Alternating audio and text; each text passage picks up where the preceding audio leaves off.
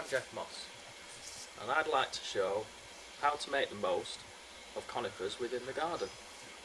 As you can see, these two beautiful conifers have a great shape, but they're very large, and of course underneath they take up a lot of space. So I hope to use a technique called crown lifting, which is removing the lower branches to create room underneath, bring in light so that it can be underplanted, and therefore make more of the conifers but still keep the shape that they have.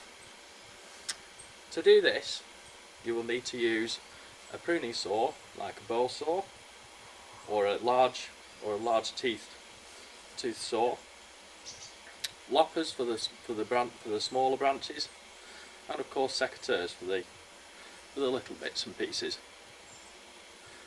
And I'll now show you how to start.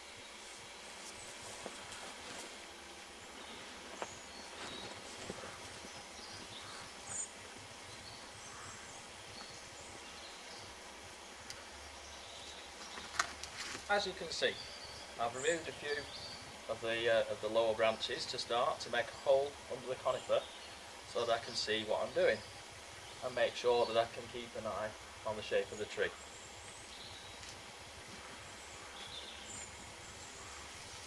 Only remove one or two branches at a time so that you can keep an eye on the shape and make sure that the tree still looks good when you've finished. Now don't worry, because you're only going up to head height, so you don't need any harnesses or ropes, and you don't need to be a tree surgeon. Just remove one or two branches at a time and see how the shape develops. Now come back later to see how we're getting on.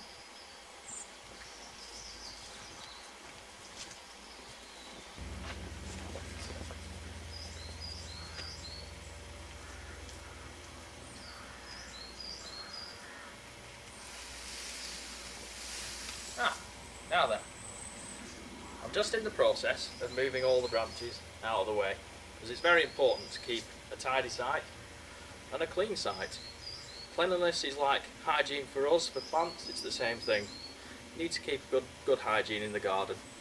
And also you need a tidy site so that it's safe. Now, I'm going to remove these branches to a big heap, which we can use, which we're storing up for chipping later on. We'll have a look at that in another session.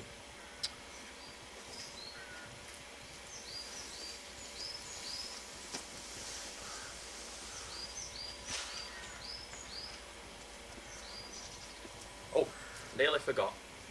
There's something that you need to know about cutting the branches, where you cut the branches next to the tree. So come and have a look. When I've moved all these, come and have a look and I'll show you what's happening.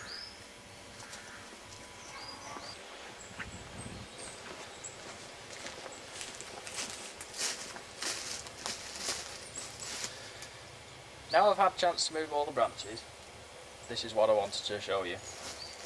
When you're cutting branches on a tree, or even on another plant, always cut right up to the tree. If you're cutting a branch halfway along, just cut back to the junction, that's the best place to cut it. Don't leave any parts of the branch on the tree, because this is a source of infection.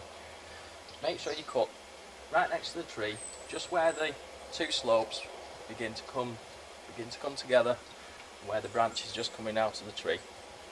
Make a nice clean cut and that will be fine. Plants and trees have their own way of looking after these wounds, as long as it's a clean cut. If it's not a clean cut, you could be letting in disease to the plant, and that's not a good thing.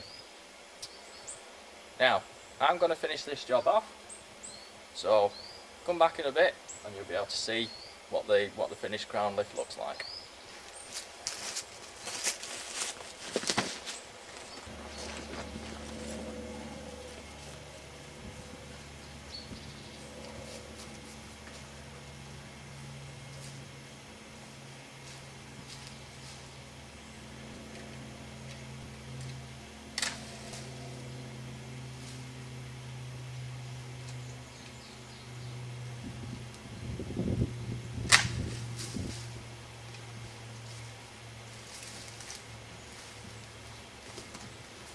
as you can see, I've just added the finishing touches to the crown lift, but look at all the light that's coming in now.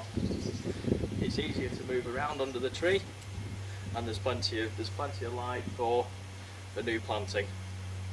So all I need to do now is remove the ivy from under the tree, and then I can plant up with plants that will tolerate the acidic and dry and slightly shady conditions. Things like azaleas, small azaleas, herbaceous geraniums, lungwort, which is a woodland plant, and of course woodland bulbs. So remember, for this to do a crown lift, remove only 1 or 2 branches at a time, only go to head height, and keep an eye on the shape at all times. And also, you can do crown lifts on broadleaf trees as well. I've done it on a conifer today, but it's the same principle with broadleaf trees.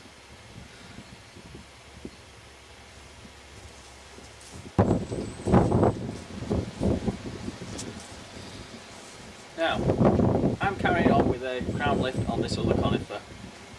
But remember, some trees, many broadleaf trees, are protected, or you may live in a conservation area. So most conifers are under this protection, but it's always nice to check with your local council, mainly the planning department, or if you can speak to the tree officer, that's even better.